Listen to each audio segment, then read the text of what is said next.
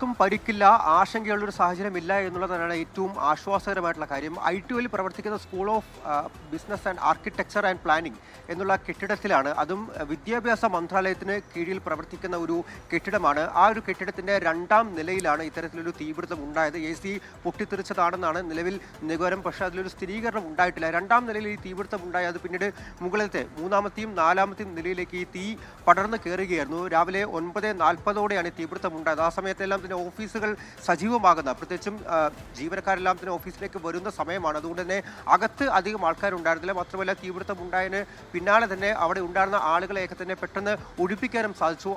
അതെല്ലാം തന്നെ കൊണ്ടാണ് ഇപ്പോൾ ഈ ആളപായം പരമാവധി ഒഴിവാക്കാനായിട്ട് സാധിക്കുന്നത്. 8 യൂണിറ്റ് ഫയർഫോഴ്സാണ് ഈ പ്രദേശത്തേക്ക് തീ അണയ്ക്കാനായി എത്തിയതും. പിന്നീട് ഏകദേശം 2 മണിക്കൂർ നീണ്ടുനിന്ന ദൗത്യത്തിനൊടുവിലാണ് ഈ തീ പൂർണ്ണമായിട്ടും ഇപ്പോൾ നിയന്ത്രണ വിധേയമാക്കിയിരിക്കുന്നത്. ഇപ്പോഴും ചില പരിശോധനകൾ നടക്കുന്നുണ്ട്. പക്ഷേ ഈ വിദ്യാഭ്യാസ മന്ത്രാലയത്തിലെ തന്നെ പ്രധാനപ്പെട്ട ചില രേഖകളെല്ലാം തന്നെ സൂക്ഷിക്കുന്ന ഒരു ഓഫീസ് ആയതുകൊണ്ട് അത്തരത്തിലുള്ള രേഖകൾ ഇപ്പോൾ കത്തിപ്പോയിട്ടുണ്ടാകാം എന്നുള്ള നിഗമനമാണുള്ളത്. അത്തരത്തിലുള്ള പരിശോധനകളും ഒപ്പം തന്നെ ഏതെങ്കിലും തരത്തിൽ ആളുകൾ കുടുങ്ങിക്കിടക്കുന്നുണ്ടോ എന്നുള്ള കാര്യം കൂടിയാണ് ഇപ്പോൾ അന്തിമഘട്ടമായി പരിശോധിച്ചുകൊണ്ടിരിക്കുന്നത്. എന്തായാലും തീ